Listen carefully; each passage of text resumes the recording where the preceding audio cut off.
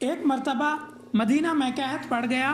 بہت سے لوگ مدینہ سے ہجرت کر کے دوسرے علاقے چلے گئے. انہی لوگوں میں ایک عظیم خاندان تھا جو آل رسول صلی اللہ علیہ وآلہ وسلم سے تھا. یہ ایک بیوہ خاتون تھی. ان کے ساتھ ان کی 7 کنواری جوان بیٹیاں بھی ساتھ تھیں. جب مدینہ کے منافقین نے ان کا مذاق اڑایا کہ آل رسول صلی اللہ علیہ وآلہ وسلم کا خاندان بھوکا اور بے سر و سامان ہے تو ان بیوہ خاتون نے ہجرت کرنے میں ہی غنیمت جانی. آپ اپنی بچیوں کے ساتھ بڑے تکلیف دہ مراحل سے گزر کر سمرقند پہنچی. راستے کی تھکان اور بھوک پیاس کی تکلیف نے مزید چلنے سے روک دیا تو آپ ایک درخت کے سائے میں اپنی بچیوں کو لے کر بیٹھ گئی. لوگوں نے جب باپردہ باوقار خواتین کو اس طرح بے یار و مددگار بیٹھے دیکھا تو ایک صاحب نے کہا کہ یہاں 2 لوگ بڑے سخی ہیں. ایک حاکم جو مسلمان ہے, دوسرا مجوسی. آپ ان سے پناہ لے لیجئے.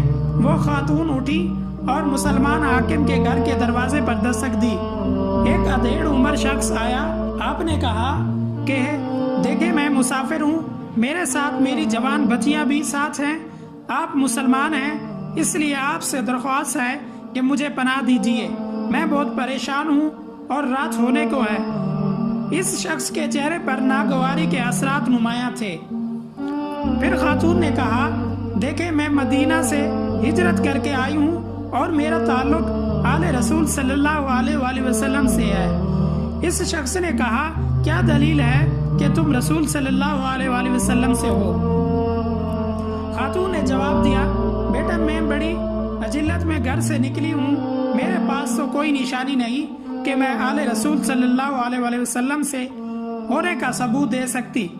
اس شخص نے بڑی بیزاری سے کہا جاؤ جاؤ اما یہاں تو جانے ایسے کتنے آتے ہیں. وہ خاتون واپس آ کر بیٹھ گئی. کسی نے کہا آپ فلاں گھر پر جائیں, وہ مجوسی کا گھر ہے, وہ شخص بہت سخی اور ہمدرد ہے. آپ اٹھی اور اس کے دروازے پر دستک دے کر وہی الفاظ کہے جو مسلمان کو کہے تھے. یہ سننا تھا کہ مجوسی کے چہرے کا رنگ فک ہو گیا. اس نے فوراً اپنے گھر کا دروازہ کھول دیا اور نہایت عزت و احترام سے ان کو گھر میں بٹھایا. اپنی بیوی سے کہا ان لوگوں کے کھانے پینے کا بندوبست کرو. تم نہیں جانتی یہ کتنے عظیم لوگ ہیں اور یہ آل رسول سے ہیں. یہ کہتے ہی اس شخص کی آنکھوں میں آنسو آ گئے اور وہ جلدی سے سودا لینے چلا گیا. ابھی اسی واقعے کو ایک دن ہی گزرا تھا کہ اس شخص کے مجوسی کے گھر پر ایک شخص نے دستک دی. مجوسی نے دروازہ کھولا تو پڑوسی مسلمان حاکم کو ننگے سر ننگے پیر پریشان حال میں مسلمان حاکم نے کہا تیرے پاس ایک خاندان آیا ہے, اس کو میرے حوالے کر دے. مجوسی نے کہا اب وہ میری پناہ میں ہیں.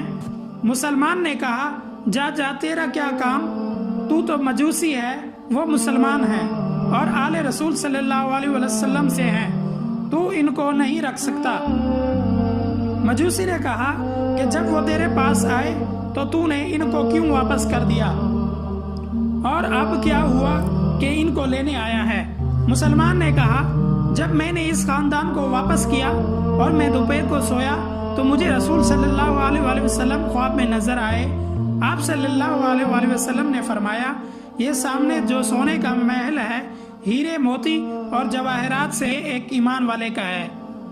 میں نے کہا حضور صلی اللہ علیہ وسلم میں ایمان والا ہوں. آپ صلی اللہ علیہ وسلم نے فرمایا تیرے پاس کیا دلیل ہے کہ تو ایمان والا ہے؟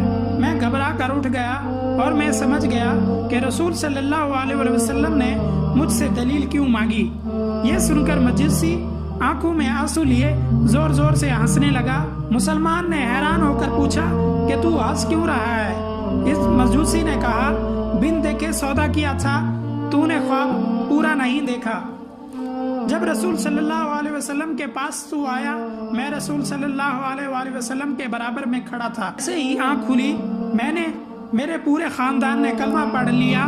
جا جا اپنا کام کر, وہ محل میرا ہے. اس عظیم خاندان کی مدد کی بدولت اللہ رب العزت نے مجھ سمیت میرے پورے خاندان کو ہدایت دی ہے. جا جا دیکھ کر سودا کرتا ہے, وہ ایمان والا بھی میں ہوں اور وہ محل بھی میرا ہے۔